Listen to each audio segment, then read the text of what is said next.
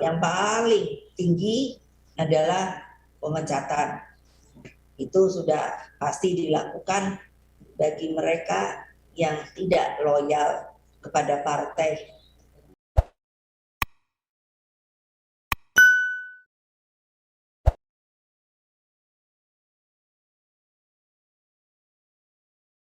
Assalamualaikum warahmatullahi wabarakatuh.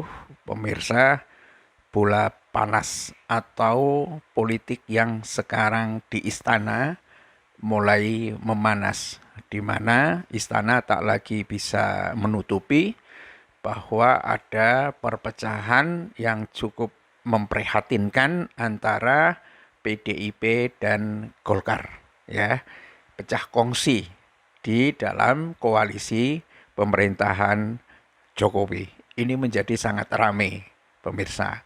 Ya, karena pecah kongsinya Golkar dan PDIP, ya, tak urung juga menyeruak ke permukaan, dan ini menjadi pengamatan yang cukup jeli dilakukan oleh Rocky Gerung yang menyebut ada ketegangan di dalam istana terkait isu PDIP dan Golkar yang dikabarkan pecah kongsi di dalam koalisi ini.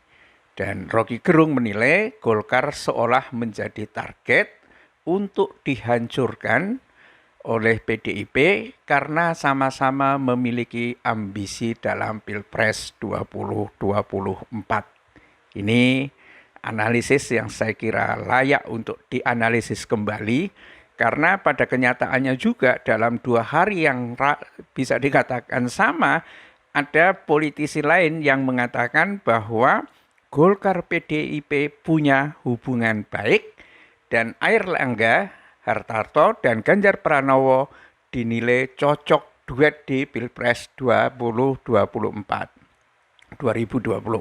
ya. Ya, ini juga sebuah analisis bahwa kalau satu sisi orang mengamati bahwa Golkar dan PDIP pecah, tapi di sisi lain dikatakan bahwa Golkar PDIP punya hubungan baik dan Erlangga dan Ganjar Pranowo dinilai cocok untuk duet di Pilpres 2024. Apakah situasi ini bertentangan, ya, yang dikatakan Golkar PDIP baik dan Golkar dan PDIP itu pecah belah?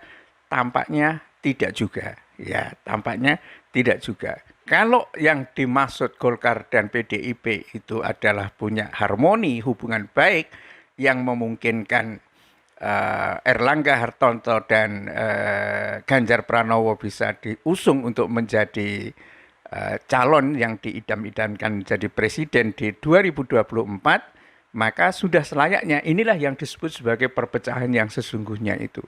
Kenapa? Karena memang PDIP dalam pengertian struktural di bawah komando Megawati betul-betul mengambil sebuah kebijakan yang sangat keras untuk menyingkirkan semua potensi selain dari Puan Maharani untuk bisa dipinang menjadi presiden. Artinya apa? Kalau dikatakan bahwa Golkar dan PDIP baik dengan harapan Ganjar Pranowo itu mendampingi Erlangga Hartarto atau sebaliknya, yaitu pasti akan membuat merah padam dan kemarahan yang terjadi pada kubu mainstream PDIP atau kubu struktural PDIP. Seperti dalam beberapa waktu terakhir dapat kita katakan, dan memang menyeruak berita-berita yang sangat kencang dan betapa kerasnya respon yang ditunjukkan oleh kader PDIP, dalam hal ini misalnya Bambang Pacul, yang menyebutkan bahwa orang-orang yang mendukung Ganjar Pranowo untuk menjadi presiden itu adalah barisan celeng. Artinya ya bukan bukan banteng lagi gitu ya. Semua orang yang keluar dari barisan PDIP itu bukan banteng lagi, bisa disebut celeng. Dan ketika orang-orang itu disebut celeng, mereka kemudian dengan cara satir menunjukkan bahwa barisan celeng berjuang dan balik menuding kepada kelompok-kelompok yang ada di barisan PDIP, banteng gitu, seperti bebek, babu, dan burung beo. Bebek hanya ikut-ikut, babu hanya sendiko dawuh, dan burung beo hanya menirukan saja. Ini realitas-realitas untuk menunjukkan internal PDIP itu memang tampaknya pecah ya, karena mungkin angka rumput khususnya yang ada di Jawa Tengah sangat berharap bahwa Ganjar Pranowo bisa diusung sebagai presiden, tetapi struktural yang ada di PDIP ya tidak memberikan peluang untuk Ganjar Pranowo, bahkan kemungkinan akan terancam dipecat. Itu juga dinyatakan oleh PDIP, oleh Megawati, ya dia akan mencat kadernya dan Ganjar Pranowo mendengar langsung karena dalam satu forum yang sama. Nah, kemudian seorang pengamat kebijakan publik seperti Trubus Rahadiansah menilai Ketua Umum Partai Golkar Erlangga Hartarto dan Ganjar Pranowo menjadi pasangan ideal di pemilihan presiden. Menurutnya, Erlangga sebagai sosok pemimpin di pemerintahan maupun di partai dinilai akan memiliki nilai jual yang tinggi jika bersanding dengan Ganjar. Erlangga kalau bisa berpasangan dengan Ganjar, nilai jualnya tinggi. Apakah nomor 1 atau nomor 2? Kalau berpasangan dengan Ganjar, meskipun PDIP sekarang masih bergejolak ya, dan sepertinya para pengamat politik dan lain sebagainya ini juga bisa dianggap ya dalam satu tanda kutip tertentu mungkin juga corong dari sebuah pandangan gitu ya, dan tampaknya memang baik Jokowi, Luhut, para buzzer dan lain sebagainya ini memang mendorong sekali Ganjar Pranowo sebagai calon presiden. Inilah yang tampaknya kemudian membuat situasinya antara yang mengatakan bahwa Golkar dan PDIP pecah seperti dikemukakan oleh Rocky Gerung, dan sisi lain mengatakan hubungan Golkar dan PDIP itu sebetulnya baik-baik saja, itu sebetulnya sama saja intinya ya. Karena kalau ditilik dan frame-nya yang menjadi alat ukur adalah siapa yang dicalonkan oleh PDIP itu, jika yang dicalonkan PDIP secara resmi adalah Puan Maharani, maka yang benar analisis itu adalah memang terjadi perpecahan yang ada di koalisi istana ya. Dan tampaknya Jokowi mungkin sudah tidak nyaman karena tidak bisa mendapatkan tumpangan di PDIP ya. Tidak lagi bisa seperti dulu ya sebagai free rider lah, atau mungkin kader tingkat daerah lah ya. Bukan hal yang mudah sebetulnya menjadi kader tingkat daerah untuk bisa dicalonkan di tingkat pusat, itu bukan hal yang mudah ya. Dan ini mungkin akan diulang lagi dengan mempromosikan Ganjar Pranowo ya, baik melalui berbagai media sosial atau melalui survei dan lain sebagainya. Meskipun kita tidak begitu tahu apa sebetulnya prestasinya dari Ganjar Pranowo, tidak begitu ngerti lah ya apa yang bisa dibanggakan itu.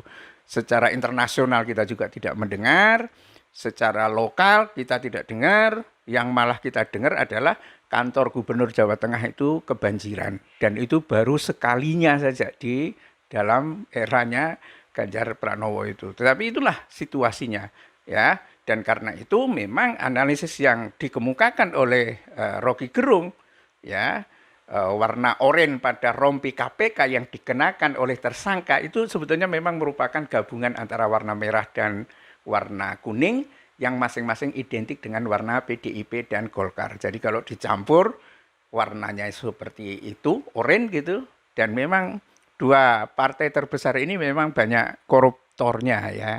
Dikenal sebagai partai-partai yang banyak korupsinya, dan kini tampaknya bidikan itu diarahkan ke kader-kader Golkar ya. Satu hal yang saya kira memang ini satu bentuk pilihan ya. Jadi ketika misalnya ini analisis yang sangat perlu didalami lebih lanjut adalah ketika memang jalan untuk mempromosikan Ganjar Pranowo melalui PDIP sendiri itu sudah tertutup, maka memang sangat cenderung Jokowi maupun Luhut itu akan dekat dengan Golkar. Dan memang sejumlah proyek tampaknya sekarang itu ya berputar-putar di sana. Itu juga yang tampaknya membuat PDIP itu agak sewot gitu. Kok proyeknya masuk ke Luhut, masuk ke Erlangga, masuk ke mana begitu kan? termasuk kereta cepat ini pindah dari Erlangga ke Luhut, bukan kemana lain gitu kan, sementara Luhut sudah banyak posisinya gitu, tapi itulah realitasnya ya.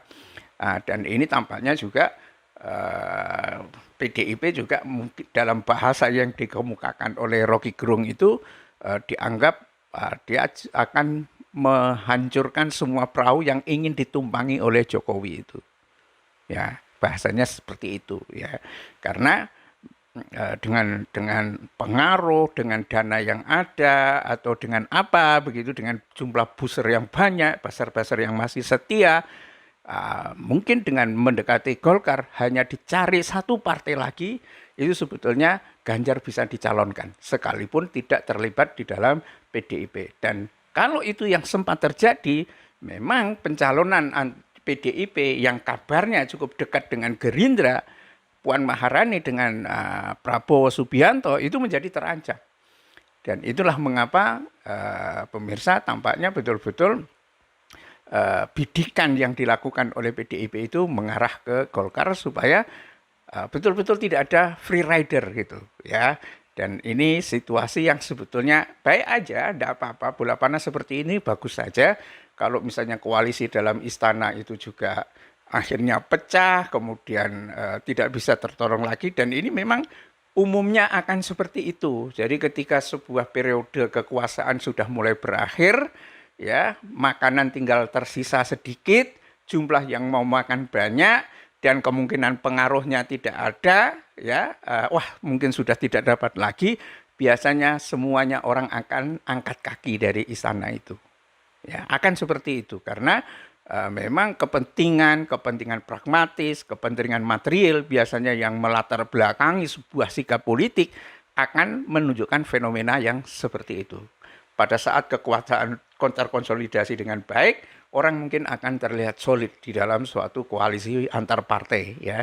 Tetapi ketika jumlah sumber daya yang ada tidak lagi memadai untuk bisa dibagi, duit nggak ada, proyek nggak ada, dan kemungkinan juga banyak sekali kasus akan mangkrak ya, dan itu akan menimpa, memiliki efek yang agak buruk terhadap partai, ya lebih baik angkat kaki dari istana. Inilah situasi-situasi yang sebetulnya bagus saja kalau misalnya partai-partai yang mungkin cukup kritis hari-hari ini menyaksikan situasi yang terjadi dalam koalisi istana, mungkin saya yakin mereka sudah bisa membaca. Ya, Nasdem yang semula dulu dekat, akhirnya juga sudah enggak begitu, Demokrat juga tidak, kemudian PKS terutama dari sejak awal memang melakukan oposisi terhadap politiknya Jokowi. Saya kira ini bisa menjadi kesempatan untuk konsolidasi lebih lanjut, dan peluang siapa yang akan dimunculkan itu akan jauh lebih kuat. Kita melihat bahwa kalau misalnya Ganjar Pranowo memang tidak bisa di PDIP, peluangnya memang betul-betul sama dengan Golkar.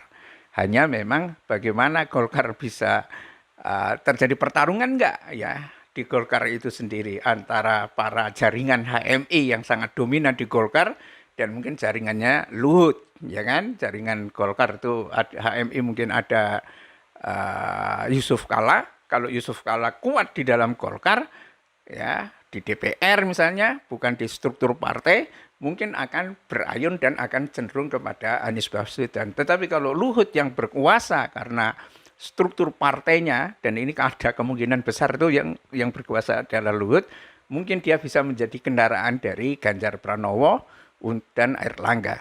Ya, nilai jualnya ada di Ganjar Pranowo, bukan di Airlangga. Tetapi karena ini partai Golkar, ini agak susah Ganjar kemudian bisa di nomor 1 itu, karena dia juga dari PDIP. Jadi ini situasi-situasi yang tampaknya juga rumit dihadapi oleh istana, dan kemungkinan memang terancam pecah itu. Ya, sementara PDIP ngotot dan mungkin juga menebus dosa dengan Gerindra zaman deklarasi atau perjanjian batu tulis dengan Prabowo tempo hari, dan inilah saatnya bagi mereka untuk bersama ya. Dan kalau terjadi pertarungan tiga kubu, satu sisi yang lain Anies yang memang dari sejak awal tampak menunjukkan satu oposisi, ini betul-betul menjadi suatu pemilihan umum yang menarik di tahun 2024. Billahi taufiq wal hidayah. Assalamualaikum warahmatullahi wabarakatuh.